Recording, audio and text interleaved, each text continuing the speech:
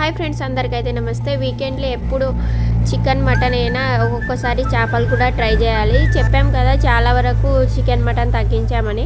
అందుకోసమే ఈ చేపలు అయితే ఈరోజు మా ఆయన్ని తీసుకురమ్మన్నాను. మాకు ప్రాజెక్ట్ దగ్గరగా ఉంది కదా, సో అక్కడైతే ఫ్రెష్ చేపలు దొరుకుతాయి అన్నమాట. మా ఆయన పోయి చేపలు అయితే 1/2 కేజీ తీసుకొచ్చిండు. దానికి ఉప్పు కారం పసుపు బాగా తగిలించేసి ఒక అరగంట సేపు అయితే మ్యాగ్నేట్ చేశాను.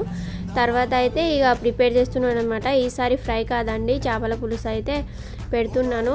ఫ్రై కన్నా చేపల పులుసు అన్నంతో సూపర్ ఉంటుంది. ఫ్రై కూడా నంచుకోవడానికి బాగుంటుంది, కానీ అన్నంలోకి అయితే పులుసు అయితే చాలా బాగుంటుంది.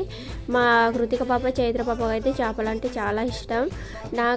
నాకన్నా మా కృతిక పాపకే చాలా ఇష్టం. ఇక కూర అయితే వండడం అయితే స్టార్ట్ చేశాను. టేస్ట్ అయితే సూపర్ ఉందని మా పాప. ఎట్లా ఉంది? ఎట్లా ఉన్నది?